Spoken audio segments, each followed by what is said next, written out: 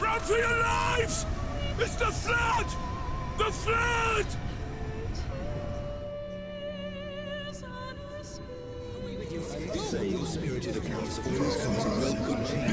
We did everything right.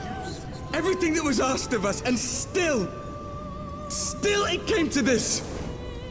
When all hangs in the balance, you must give them hope. Take it. We fight as one.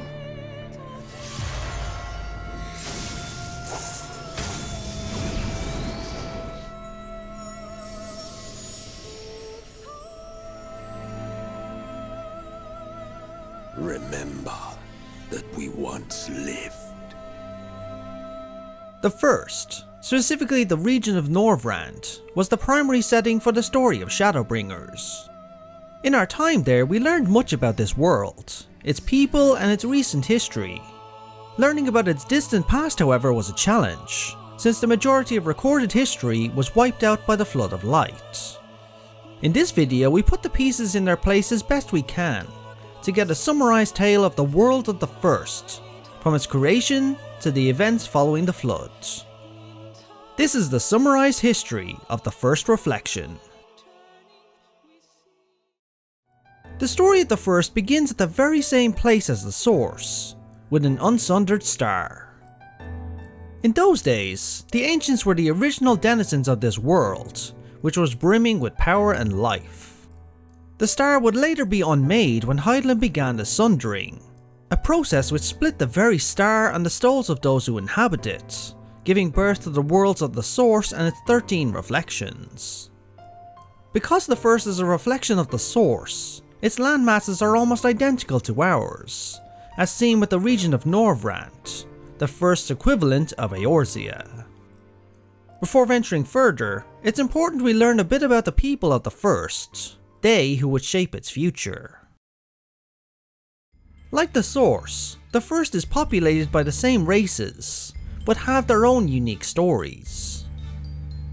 The Humes are the most populous race, before and after the Flood. They value freedom and expression, which is why they can be found in every profession, especially disciplines of crafting. The Elves once dominated the entire region of Norvrand, ruling a great civilization. Even now, long after their fall, many elves flaunt their race's past glories. The Flood wasn't kind to them, with most losing their lives defending others from the Sin Eaters. The Mistel are the equivalent of Armacote. They hail from a land far away from Norvrand, one long since lost to the Flood. The few that remain are primarily descended from those that settled in the region of Amarang. The Galgant were once a seafaring people, like their Rogadan counterparts. Their history is also very similar to that of the Sea Wolves, having migrated south from a northern land, and coming into conflict with the Dran, but later settling their differences and together established the Kingdom of Voibert. The Dran have a similar story, having migrated from the northern mountains to the south where they became subjects of Ronka. Later, they would migrate back to their native mountains. Together with the Galgant, they established their kingdom, and most Dran that survive to the modern day can trace their ancestry to Voibert. The Vai were once a nomadic people, but settled in the forest and became part of the Ronkan Empire. To this day, the majority choose to dwell in the Great Wood, not unlike the Viera clans of the Source. The Ronso were once a vital part of the Ronkan Empire, but after its fall, most became nomads, and migrated as far as Amarang, but some remained in the Great Wood separate from the Vai. Finally, we have the Dwarves. They have forever made their home in the mountains and highlands of Kalusia, and are masters of metalworks and mining. Their race became borderline xenophobic, distrusting outsiders, and by tradition and culture never showed their faces. Sometime in the past, their race was fractured into two factions, the Thole and the Gog. The early years of the First have long since been lost to time, same as they have on the Source. We can surmise, however, that they started off similar to how we did, with its peoples rediscovering magic, founding religion and faith, and inventing technology. Our two worlds would diverge into their own unique forms after this point, however, as the first was not subject to repeated calamities brought about by the rejoinings. Civilization on the first would rise and fall naturally, and the landmass of Norvrand would remain largely unchanged, unlike Eorzea.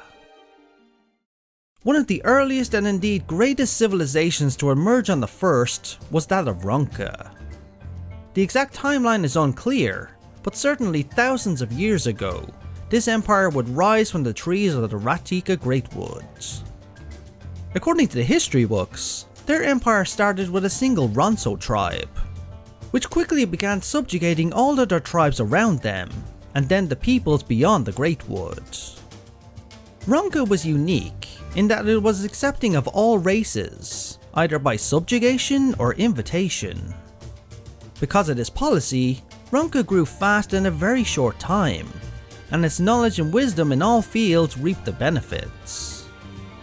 The Ronkan Empire pioneered the first advanced forms of arcane spellcraft. One of these, which they are most remembered for, was based around religious prayer and incantations, which would later become the standard basis for spellcraft on the first. These arts gave rise to many others, such as their ability to animate stone servants and guardians. These arts were so potent, in fact, that the creations of such can still be seen wandering the ruins of Ronka to this very day. Another was their ability to alter and enhance a species, such as their work to cultivate intelligence in the flying creatures we know today as the Amaro. This feat cannot be replicated, and now occurs naturally in the species. There are rumours of other forms of spellcraft of an even darker variety, such as necromancy, some of which can be seen in the deepest depths of Ronkan ruins. It was during this time that the Vi known as Archmage Tuina would live. She was a master of spellcraft and gifted with the Echo. Because of these traits, she became a hero, if not an influential leader of the Ronkan Empire. As mighty as Ronka was, the key to its rise was also the key to its downfall. By accepting all peoples and ensuring equal rights in education, Ronka was able to grow strong. However, this free-flowing knowledge easily found its way into the hands of its enemies. The arcane spellcraft they cultivated was easily learned by others, who used them against the Empire. Ronka would be surrounded on all sides, its enemies pushing in slowly with small skirmishes and battles, until only the capital remained, which would fall soon after, taking the Ronkan Empire with it.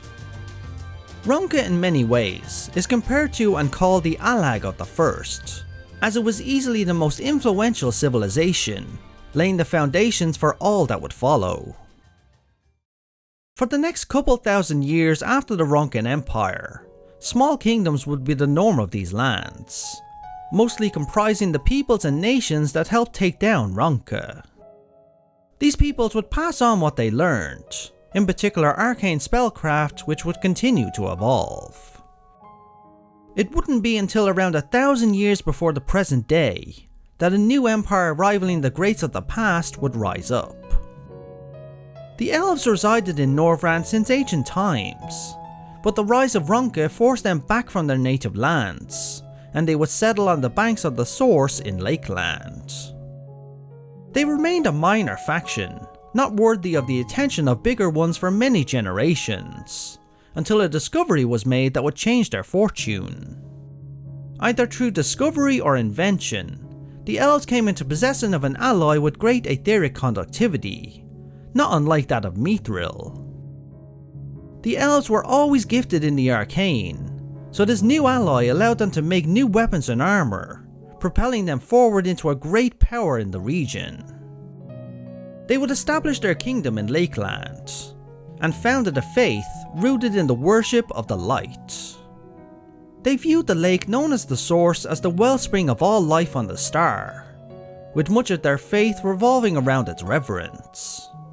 Strangely enough, even though many names and tales have survived, the name of this new kingdom did not, leading many to speculate if it even had one. For the sake of this summary, I will refer to it as the Elven Kingdom.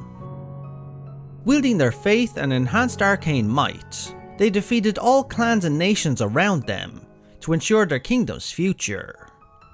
This influence stretched from the northern mountains to the southern deserts. Lessons were learned from Ronka, whom the elves despised. They wouldn't build a single nation, but rather one of many clans, which would compete against one another, all in the name of their faith in the light. For each region and land they took, an elven clan would lay claim. As they pushed north into what is now Ilmeg, they quickly overcame all resistance, including that of the Dran who had migrated here after the fall of Ronka. This would remain the status quo for roughly 500 years. A new player would enter this Game of Thrones, however, in the form of the Galgant, a violent seafaring people, one which proceeded to plunder all within their reach. Many elven clans would fall to this new threat in the area, which only bolstered the Galgant's confidence, leading them to go inland and over the mountains. It's there that they would encounter the Dran, who would offer them fierce resistance, unwilling to lose their homes once again. What made the Galgant so formidable to the elves was the tattoos they all bore, which served to nullify magic. This art sadly appears to have been lost to time. Once they were done with the elves, they turned to the Dran. And after many bloody skirmishes, both sides saw in each other a means for a new kingdom in the future. Both of these peoples would join together, and the kingdom of Voidbirch would be born. The Galgant and Dran made the following agreement. The royal family of the kingdom would be Dran, and 3 of the 5 noble houses would be Galgant. The kingdom of Voidbirch would grow quickly from the royal castle located in present-day Ilmeg to encompass much of the region, with the Elven Kingdom losing ground before them. As Voidbirch later began to push against Elven territory, gears all over Norvrand began to spring to life. Long before this event, there had long been an atmosphere of resentment against the elven rule of Norvrand, and the seeds of rebellion had already been planted. In the deserts of Amarang, the people there began a series of hidden run attacks against the elves, eventually resulting in the formation of a new kingdom, Nabatharang, whose rule would extend to encompass the region of Amarang. In the Great Wood, the Vai would band together in an uprising, pushing the elves out of the Great Wood entirely. This prompted more and more uprisings and rebellions in all the elven-controlled lands, and they quickly began to see their seats of power dwindle. The elves would be pushed back to their territory in Lakeland. As Voidbirch's armies pushed onwards and rebel factions did the same, they would be met by a renewed resistance. An elven hero would emerge from their ranks. One of the only accounts of his existence that survives is his name. He was known as Totuil.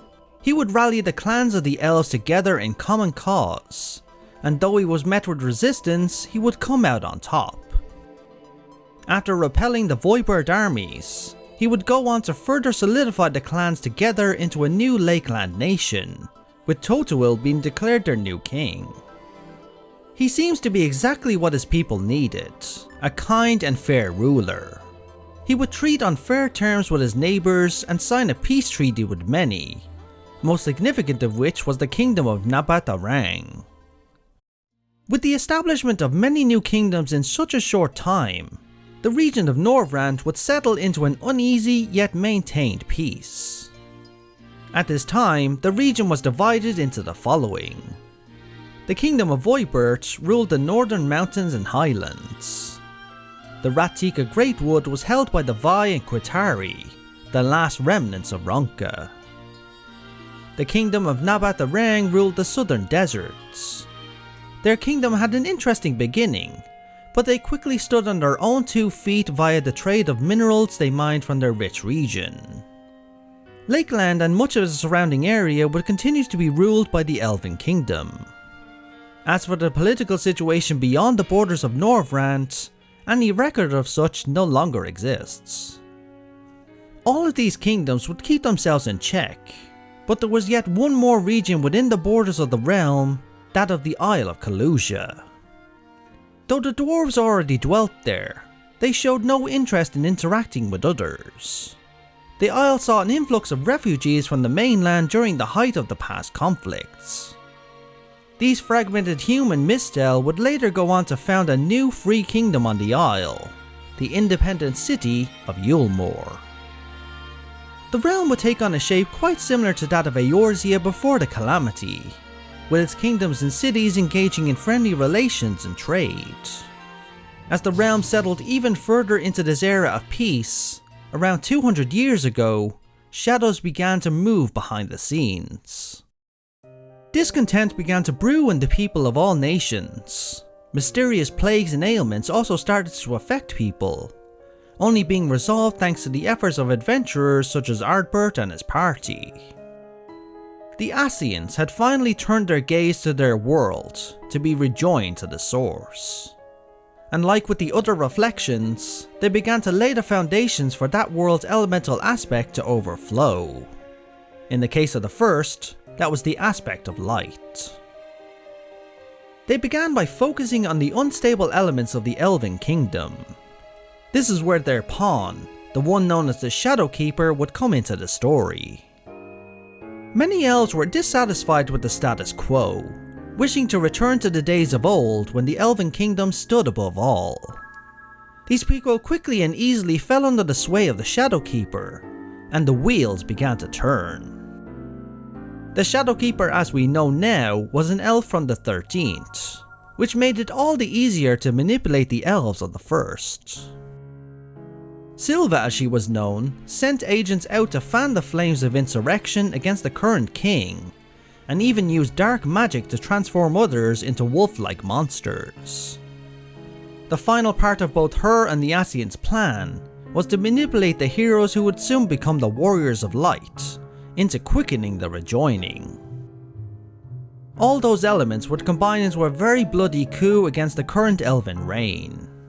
The end result was the Shadowkeeper Silva, donned in her dark armour, taking the throne of Lakeland at the Laxan Loft.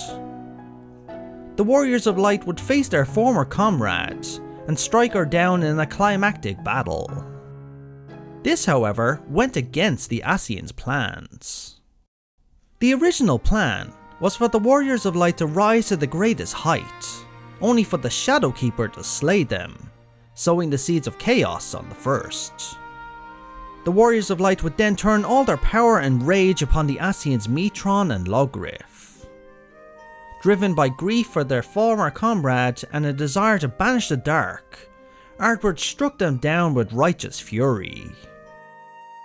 This desire of Arbert's to banish all the darkness, combined with some unwanted miracle of the light of their own world, the Ascian Metron was transformed into the being we know as Eden, the first Sin Eater, before his soul could escape into the rift. Robbed of his purpose and acting only with Arbert's desire in mind, it began to resonate light so pure and powerful that it destroyed all before it, transforming all life it touched into more Sin Eaters. The Warriors of Light escaped, but looked on in despair as their world began to be overrun. When they tried to stop Eden themselves, the vast number of new Sin Eaters barred their path. It was at this point that they would vanish from the first, thanks to a deal made with Elidibus. With none to stand in its way, Eden began to roam the skies of the first, surrounded by blinding tidal waves of light that would wash over the land. The Flood of Light, as it came to be known, would encompass most of the planet. For Norvrant, this wave of light spelled doom. As Eden circled the planet, it closed in on Norvrant, and the kingdom of Nabath Arang would be swallowed whole, but some of its people escaped to the moored settlements in the north. Just as it seemed the flood would wash over the rest of Norvrant, it was stopped in its tracks by Minfilia and the Warriors of Light, who gave their lives to halt it and allow hope for the future to remain. When we witnessed this event, it looks like they stopped the tidal wave in its tracks. In actuality, they channeled massive amounts of power against Eden, who would be damaged and knocked far into the empty, crash landing and remaining dormant until we rediscovered it a few years ago. With the defeat of Eden, the flood was halted. The world, however, was forever changed. Only Norvrant remained, and all that remained beyond was an erased and bleached wasteland of empty. Just as the people of Norvrant counted their blessings, 4 years after the flood ended, hordes of Sin Eaters poured forth from the empty all around Norvrant to wipe out what remained. The survivors of Nabatarang were overwhelmed, and many retreated to Yulmore and Lakeland. The kingdom of Voibert stood defiant against the Sin Eaters, but for each of their knights to fall, a new Sin Eater would rise up. Their numbers were endless, and Voibert would crumble and fall. Its citizens were spared thanks to the Voibert's knights, who gave their lives so they could retreat into Lakeland. The Elven Kingdom at this time was a shadow of its former self, but opened its lands to all refugees with compassion. However, the Sin Eaters arrived at the source in countless numbers. The elves, under the leadership of Ser Ostal, fought to the end to protect their kingdom and its refugees. As quickly as these refugees had come, they had to flee again, all while the elves held the line to ensure their safety. The end result of this was the loss of most of the elven population, and their kingdom in effect ceased to exist. Though the elves are not seen in the greatest light these days, their final stand to protect others won't be forgotten. Same goes for those knights of Voibert. The Vai of the Great Wood didn't escape unscathed either, for many of their male villages were destroyed, making the Vai an endangered race. Yulmore drew silent also, dealing with the crisis in their own way. As for Lakeland, roughly a year after the fall of the Elven Kingdom, the Crystal Tower would appear, and Grahatia stepped out from its doors. He proclaimed he and the tower had come to resist the ruin of the light, and provide shelter for all who needed it. In the following years, much of Norvrant would fall to ruin, with the Pixies taking full control of the now fallen kingdom of Voibert. It's never explained where the Pixies came from, as they never show up in recorded history of Norvrant. If I had to guess, however, they are likely from a faraway land, and came to Norvrant after their home was swallowed by the flood. Back in Lakeland, at first a town and then a city would spring up around the Crystal Tower.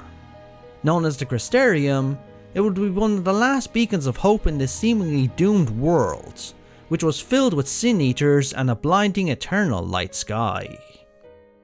It was during these passing decades that the reincarnated Binfilias would fight against the Sin Eaters, alongside the warriors of Yulmore. That was until the birth of Lord Vortri, and the city's policy changed to ban all actions against the Sin Eaters. The people of Norvrant held the line to rebuild however they could. Things would only begin to change for the better when heroes were summoned from another world, resulting in the arrival of another warrior of light, who would become what they must and what the people of Norvrant prayed for: the warrior of darkness.